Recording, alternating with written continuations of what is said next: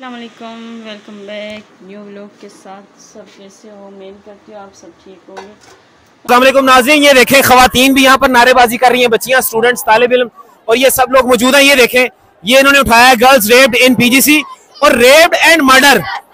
Rape भी हुआ और मर्डर भी हुआ, ये सख्त ज्यादती है। अच्छा मुझे बताएं, ये जो बच्ची के साथ हुआ है इसमें कौन कौन मुलविस है? एक गार्ड और उनके पैर वाले अंकल।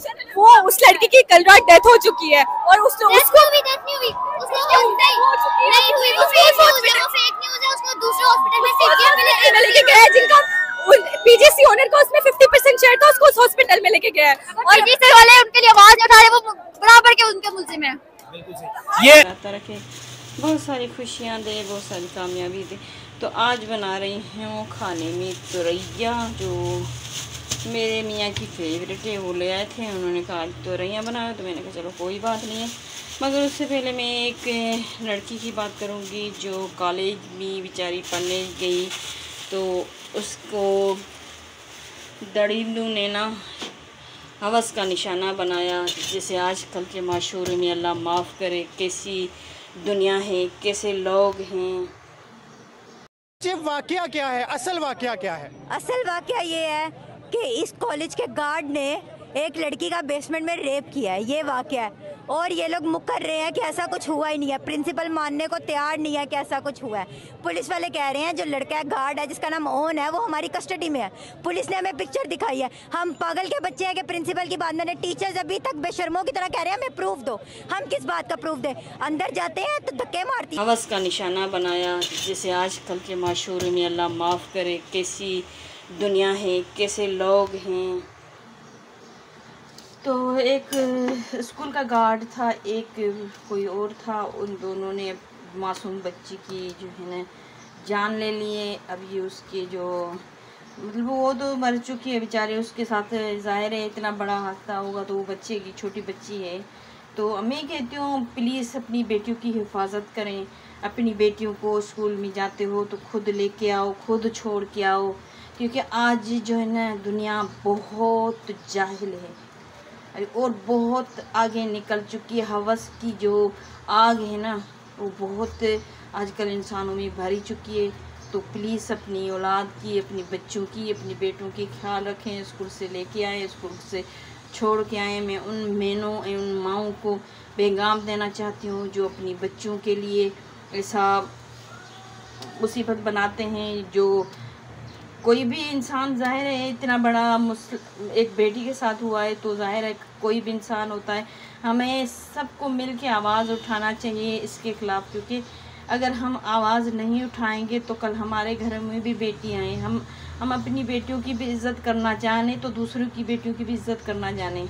ये नहीं तो हम सिर्फ अपनी बेटियों के बारे में सोचें, दूसरों की बेटियों के बारे में नहीं सोचें। तो मैं उन सबको कहती हूँ प्लीज़ सबके बारे में सोचें, सबकी बेटियों के बारे में सोचें, अपनी बेटियों के बारे में भी सोचें। तो उन बेचारी के साथ क्या जुल्म हुआ है, तो अल्लाह ताला सबके ऊपर रहम करे, सबको हिदायत दे और सीधे रास्ते चलने की तौफीक दे, नेक अमाल करने की तौफीक दे और इस्लाम को अच्छी तरीके से अपनाएं, क्योंकि इस्लाम से आजकल मुसलमान हट रहे हैं। मुसलमानों के ऊपर जो है ना गैरत ख़त्म हो चुकी है मुसलमानों की।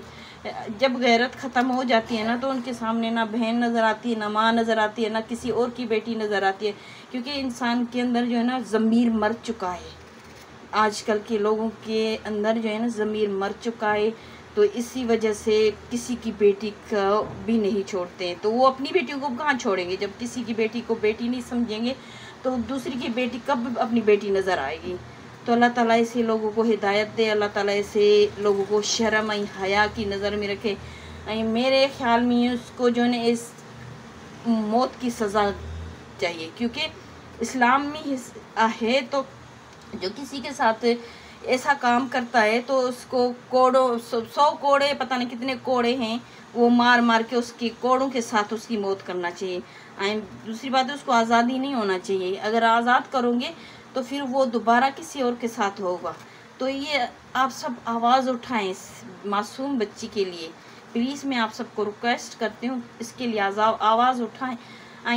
जब तक हम मुसलमान बहनें, माएँ, आवाज़ नहीं उठाएंगे तो हमारी बच्चियाँ जो है ना महफूज नहीं हो सकती है। तो इस वजह से आप लोग आवाज़ उठाएंगे तो इंशाल्लाह हम सब की बेटियाँ महफूज रह सकती है। तो ऐसे ज़ालिमों इंसानों को जो है ना थोड़ी सी शर्म आना चाहिए, थोड़ी सी हया आना चाहिए। मगर इस्लाम जो है ना हमारे बहन भाइयों के लिए ना ख़त्म हो चुका है। मैं सच ही कहती हूँ, इस्लाम ख़त्म हो चुका है।